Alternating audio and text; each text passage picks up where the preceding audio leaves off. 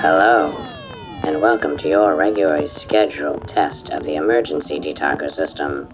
For your entertainment, we will now be listening to smooth jazz for the next 18 years. Fascinating.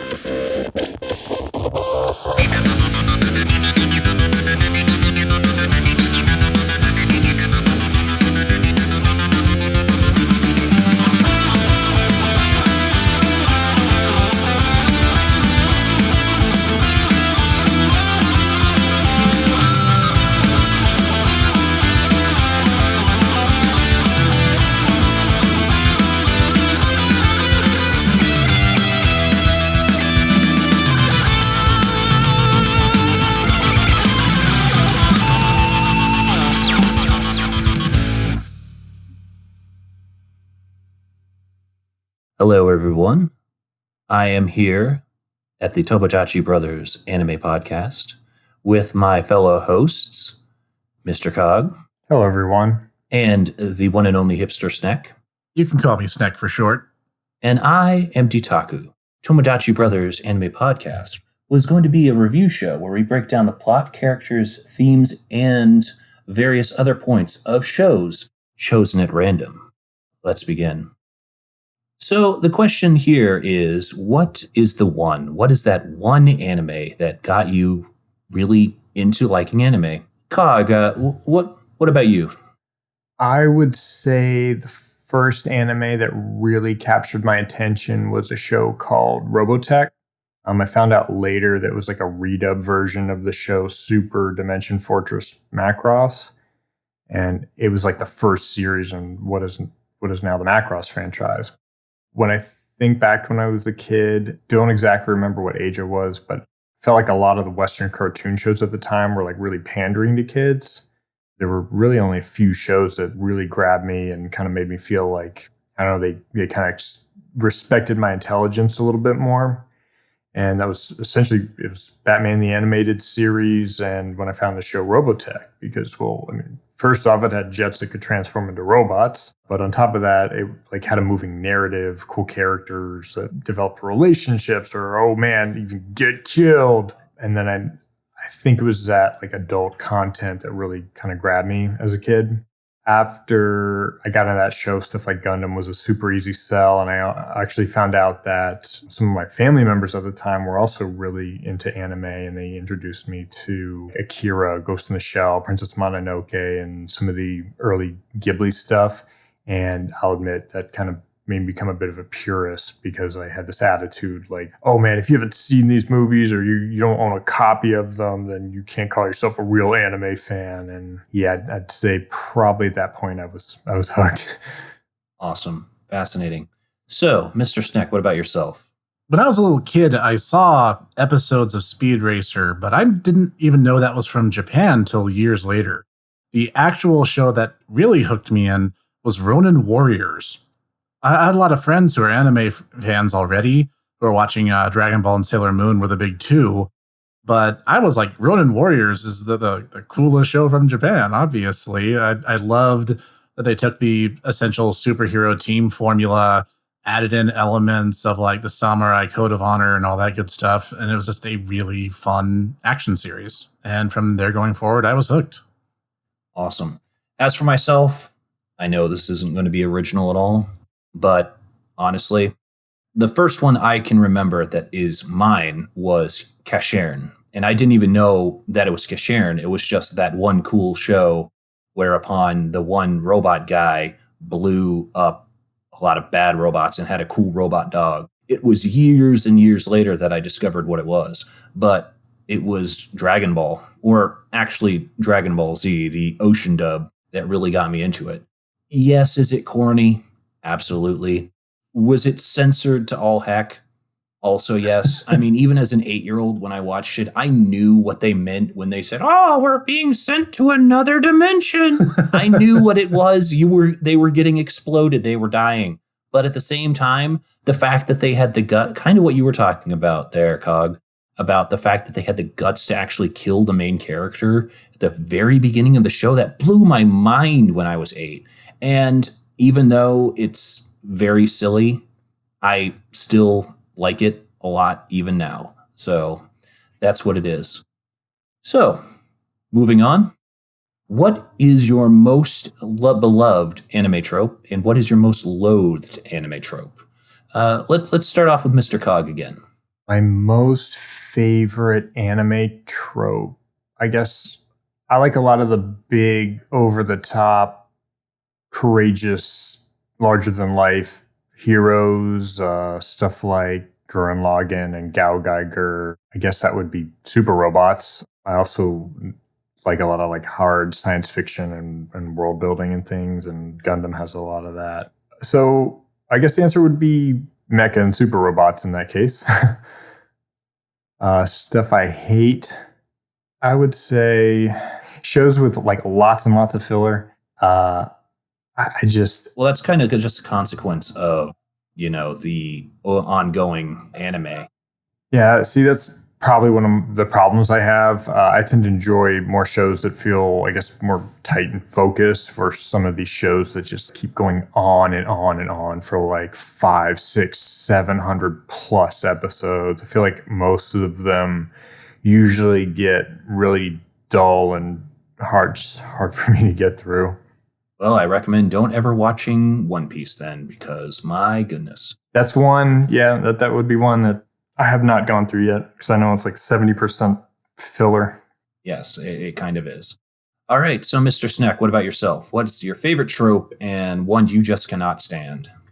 My favorite is what's usually referred to as the shonen monologue, where all the chips are down, the hero stands up and explains, oh, this is why I'm here, my friends are here, and basically it's the badass boast, I've come this far, I'm not going to be stopped by the likes of you sort of thing. Always gives me a chill down my spine when I see a really well-written one of those. That's definitely my favorite. As for least favorite, it's a little bit harder, I think. Well, I'll be honest, I think, honestly, one of the most annoying, maybe not a trope, more this is maybe considered a genre thing. I am not a fan of 90% of harem animes because they follow so closely to the old stock cliches. Nothing will ever adapt or change because someone will be mad that their waifu wasn't the one that the protagonist chose. So the only option is no option whatsoever, meaning that you just got done watching 26 episodes of literally nothing happening. Now, I'd have to disagree with you on that one just because Tenchi is a thing. And I know you're going to disagree with me on that, but... Tenchi is a thing. Not a fan, but to each their own. It's quite all right. So for me, I'm not even sure if there's really a name for it apart from maybe calling out your attack. Just the entire conceit of having an identifiable name for your special move is something that I think is distinctly Japanese, and it's something that I just cannot really get into Western comics for. Just the fact that, I know it's silly, I know it's dumb, but it's just, the fact that Spider-Man just, they try to do this in video games. I shoot my web in a particular way. It's the spider bomb or whatever. Except that it's done very artificially. Whereas in anime, it's the Kamehameha. It's the one for all. It's, the United States of Smash and what have you. Because they proceed to yell it at the top of their lungs and then proceed to do it. As for the most loathed, I guess I'm a little bit of a hypocrite because I just don't understand the entire Emoto little sister thing. As a man with 3 little sisters, I just cannot for the life of me understand why someone would be able to do that. It just breaks my immersion and I just don't understand. Anyways, so moving on. What do you look for in anime? What's that, secret thing that gets you hooked? What about you, Mr. Cog? Things I definitely look for is stuff like animation style, whether I like it or not. Is it a focused show? Am I able to enjoy it from start to finish? Or is there a load of filler? Okay, let me retract some of what I said before. Yes, filler is a part of the production in anime, but when it comes to these shows where you can literally skip tons of episodes, I mean, Naruto comes to mind because you can skip multiple seasons of that show and never miss a beat. And when you can do things like that, it absolutely makes me feel like the show's a total waste of time. Because, I mean, that stuff just always brings me back to when I was a kid and, you know, you get all hyped because, oh man, Dragon Ball Z is going to be on. And then you'd go watch it and Goku'd spend the whole time doing push-ups or Vegeta be charging for 20 minutes and just how much of a complete bummer that would be to watch. I hate to break it to you, Cog, because that's the way it is in the manga too. He is 90% of the time Goku is doing push-ups. Well, right. But I mean, again, I'm going to bring up Naruto. Like, once Jiraiya leaves and is like, I'm going to go investigate the bad guys, you can literally skip. It's like 120, 130 some odd episodes in there, all the way to the last episode of the show when he comes back. He's like, oh, by the way, I'm back. And everything in there is just these void circular fetch quests with just no substance whatsoever. But yes, tons of filler in a show absolutely turns me off. It's part of why I do tend to stay away from some of these longer shows like your Shippuden, Bleach is this problem, One Piece. But I mean, back to what I look for, I really enjoy shows with fast, fluid animation, focused, well-written shows, cool characters. You know, I want to be able to enjoy the whole ride from start to finish without getting like exceptionally bored. Stuff like that. Okay.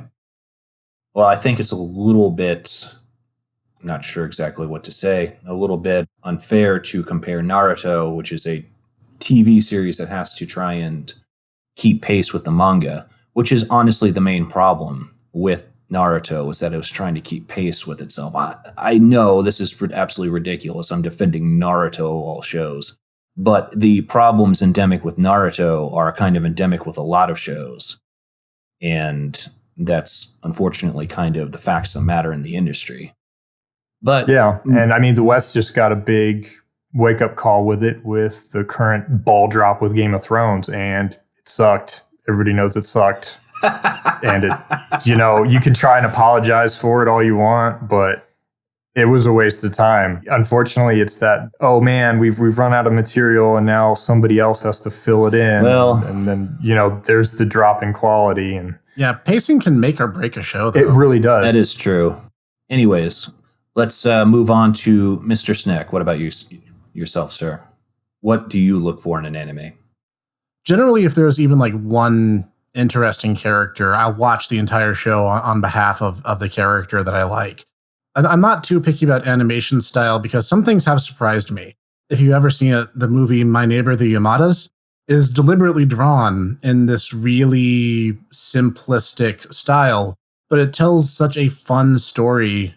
Actually, it doesn't tell much of a story at all, actually. It's just the characters were so much fun to see interacting that I got into it, even though the animation was really simple. And like I said, there wasn't much of a plot to begin with. And now, don't get me wrong, if a series is really stylish, that can add a lot of points. And that is part of the reason I became the mecha fan that I am today, just because so many of them go for that over-the-top, flashy, everything is huge and shiny, and awesome kind of motif. But like I said, if there's good characters, even a halfway decent passing semblance of a plot, I'll probably be game to see it through. And like Cog mentioned, pacing is really important, especially if the series is fairly short. Shout out to My Roommate is a Cat, which only ran 12 episodes, and I am super sad because I wanted it to go on. And it really is better to enjoy a series and wish for more than for a series to drag on forever and it to turn terrible. Looking at The Simpsons on that one. Anyways, no, I completely agree. Actually, in terms of what I look for, I mean, I as much as, you know, you want to give me flack about the fact that I decry video game fanboys, I honestly will, if a show is coming from particular studios, particularly Gainax, when they actually were doing things, they're not really doing as much anymore, or Trigger, I am interested. Or if it's a manga that I know, I mean, then I'll follow it. If it's not a show that I'm familiar with, it has to have good characters in order to grab me.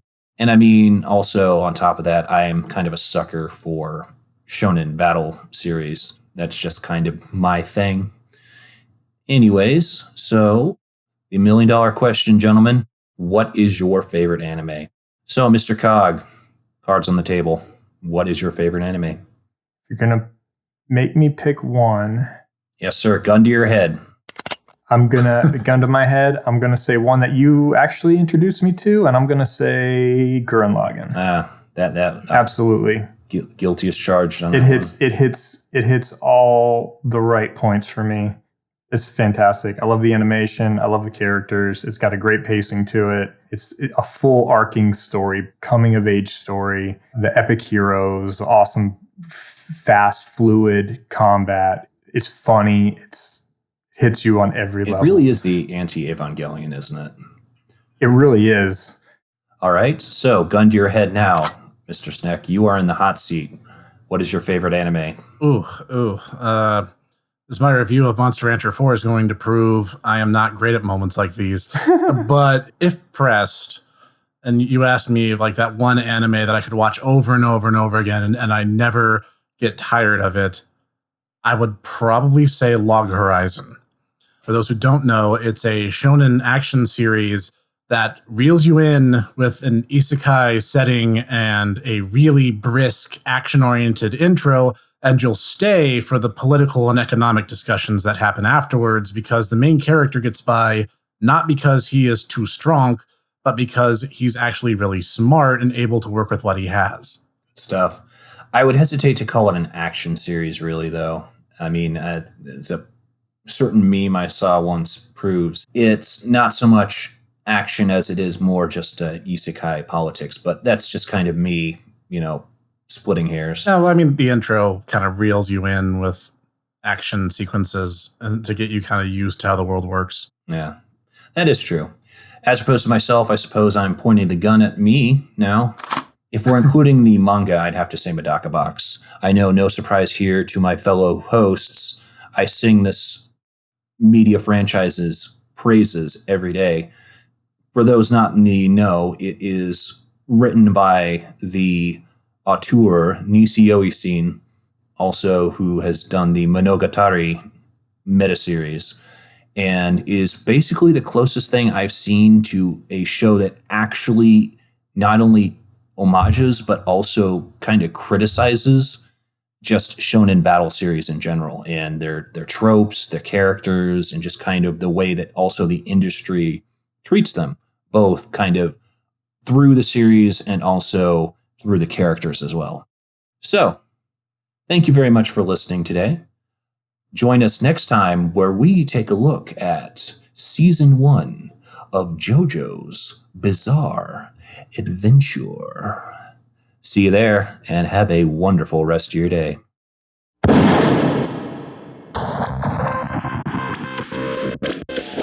I love jazz. It's so great. I love it. Woohoo! I love them. Love them. Riveting.